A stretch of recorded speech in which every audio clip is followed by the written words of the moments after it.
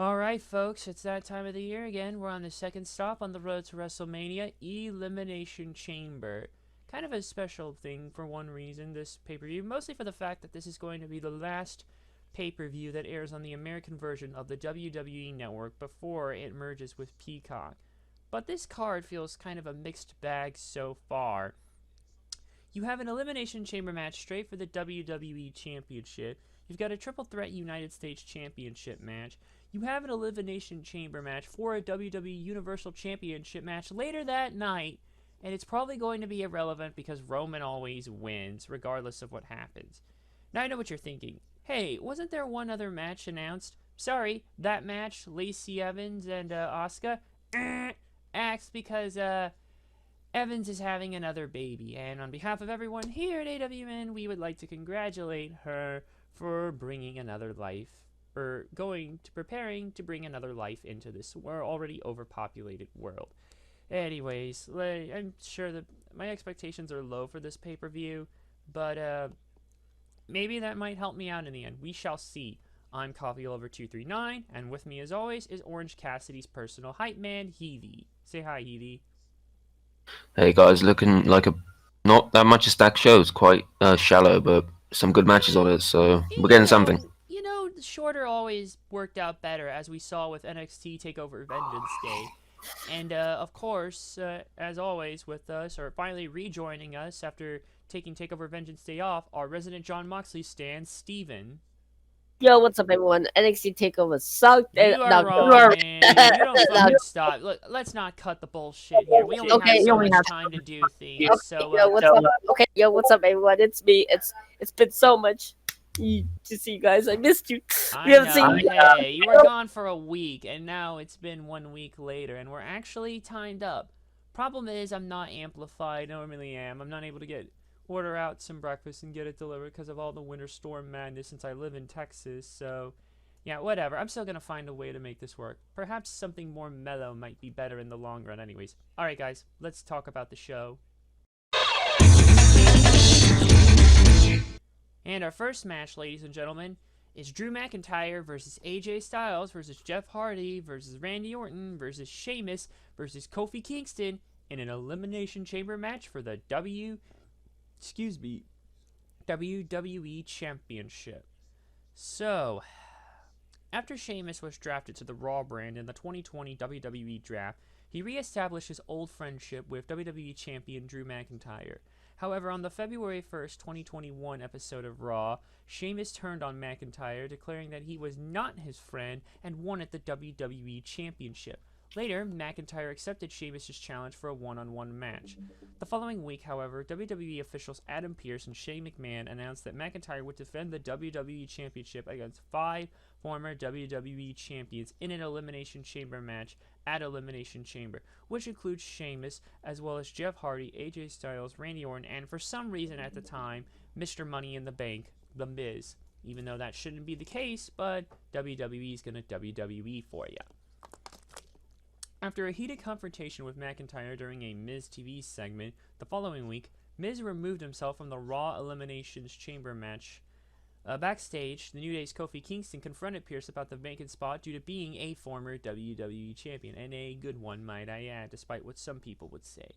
Anyways, Miz also confronted Pearce, wanting to give his vacant spot to his tag team partner, John Morrison, who, despite not being a former WWE champion, even though he should have been by now, Miz reminded Pearce and Kingston that Morrison was a former ECW World Champion. Like that ever meant anything with WWECW. Pearson scheduled a match between Kingston and Miz, where if Miz won, Morrison would take his place, but if Kingston won, he would be in the match, and naturally Kingston won the ensuing match. Later that night, a gauntlet match was held between the 6 Elimination Chambers participants to determine who would enter the chamber last, and Sheamus won last by eliminating McIntyre. So, this is weird. See, what happens essentially when you have no plans for your WWE champion going into WrestleMania? Well, here we go here.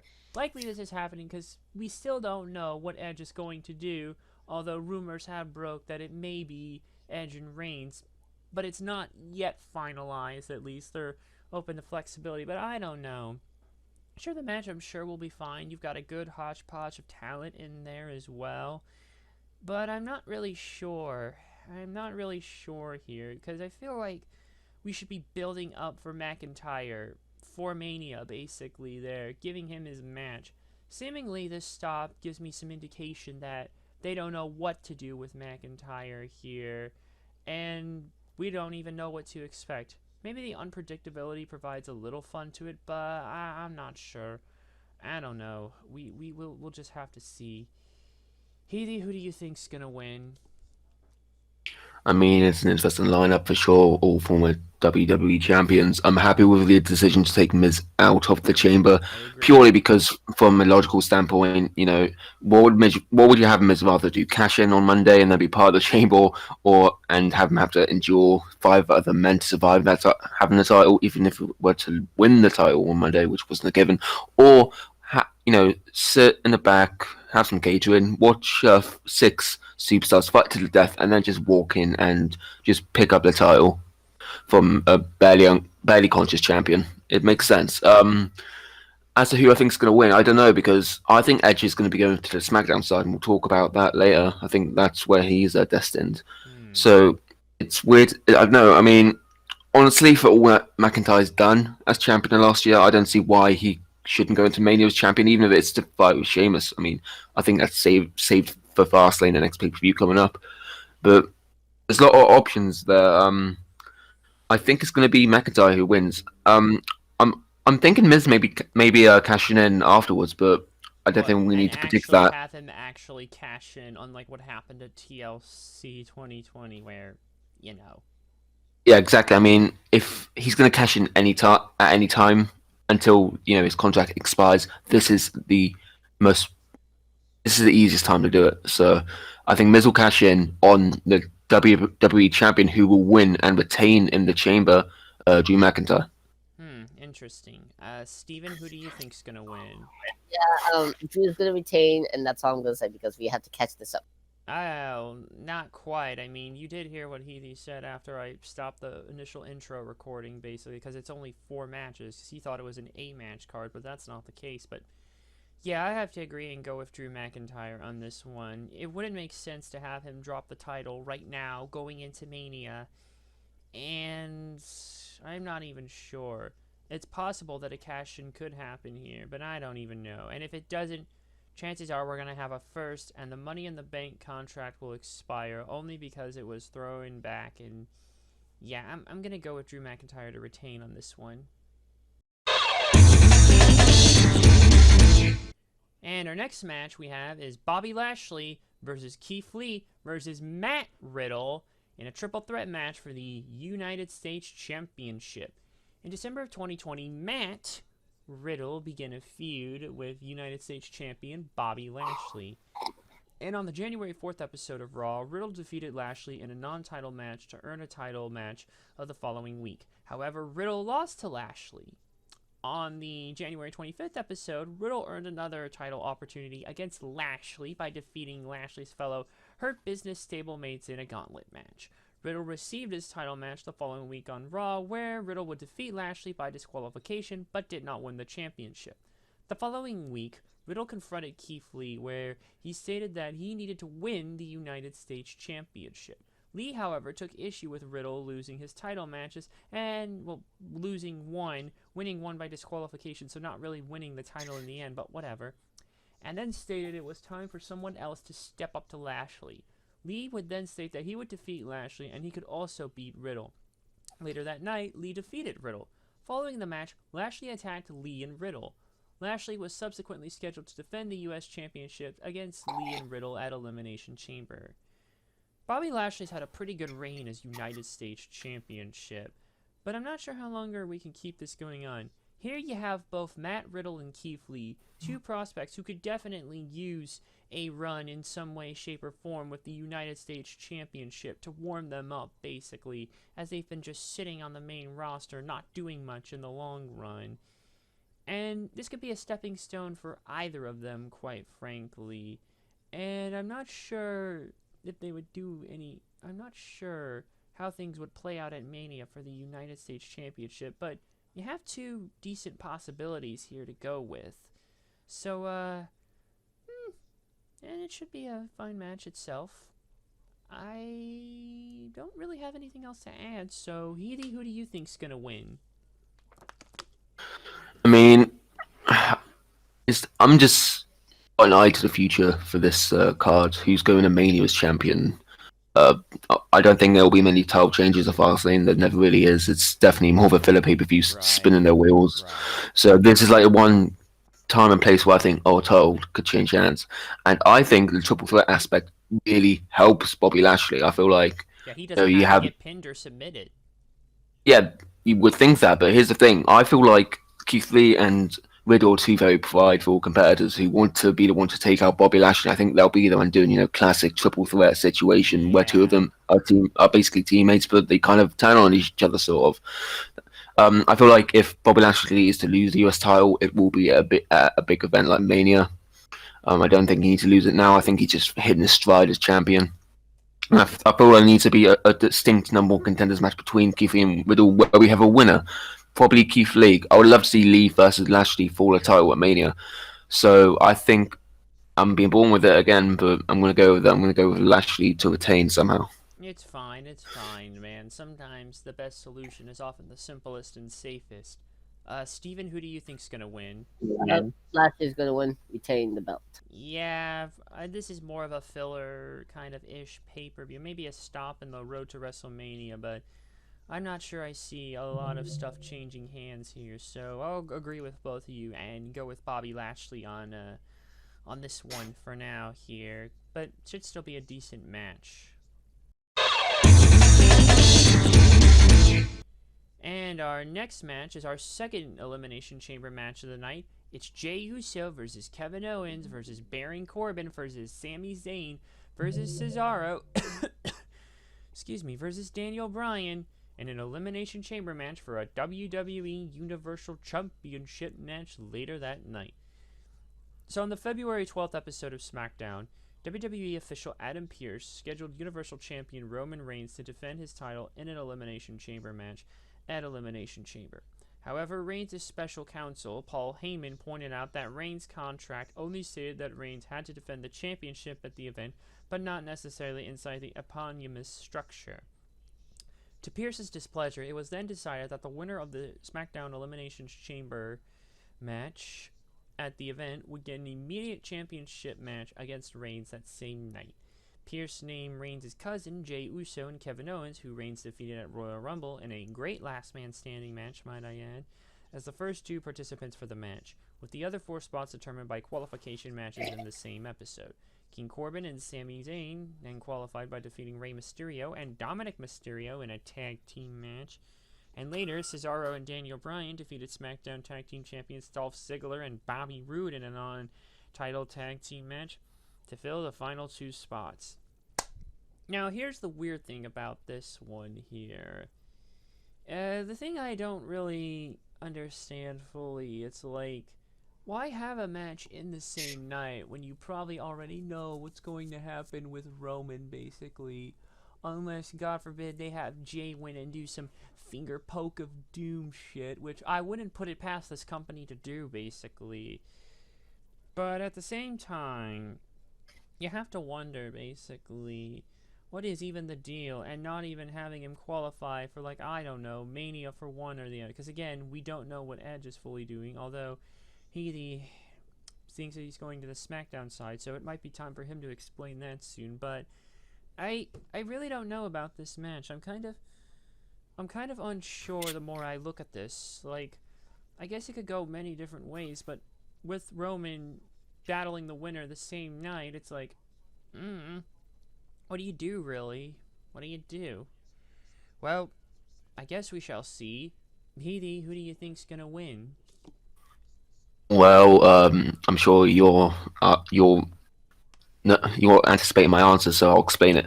I've had a feeling ever since Edge won the Rumble, this will be the match he would go for.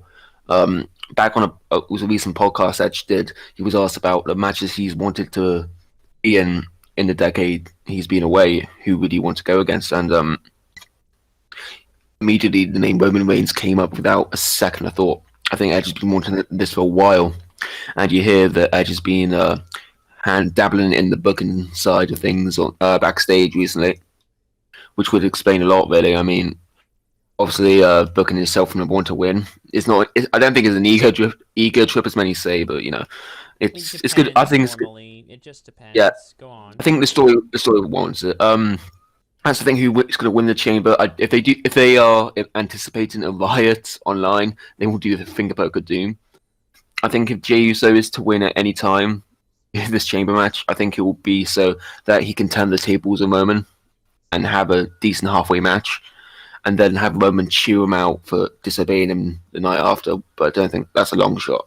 Yeah. I think it's gonna be a star. It's a star building angle, not just the chamber, but the match after. I feel like the winner of this chamber will face Roman, and it'll be a good match, and it will make them into a legit star, maybe for a future Universal title run. I don't think it's Nakamura. I don't think it's Bryan. I think the only person who can realistically do that, the one who's deserved it for quite some time and never had that rub that he deserves, is Cesaro. I feel like it's his time. I mean, what isn't he 40 now? Time is not moving backwards. Yeah. So yeah, like you said, he's like 40. So yeah, I'm gonna pull the trigger on this. I'm gonna go with Cesaro. I think he deserves it. You're probably not the only one who's going through all those thoughts. Steven, who do you think's gonna win? I think it's gonna be Kevin Owens. Again. Kevin Owens. Again, The it one looks who like I'll thought get a of it. split one here. So let's see. This is kind of a tough one. Why don't I use process of elimination and see what we come up with? I'm going to rule out Corbin because, God no. I'm ruling out Sami Zayn because I don't see him moving up currently at this time. I'm ruling out Kevin Owens because we really don't need a rematch so suddenly. That only leaves Jey Uso, Daniel Bryan, and Cesaro.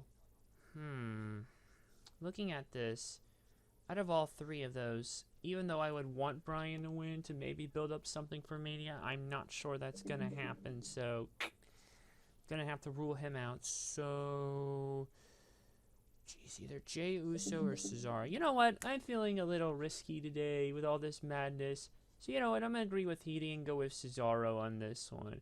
Please, even the slight rub could go a long way going against Roman. Maybe later down the line. Yeah, so I'm going to go with Cesaro.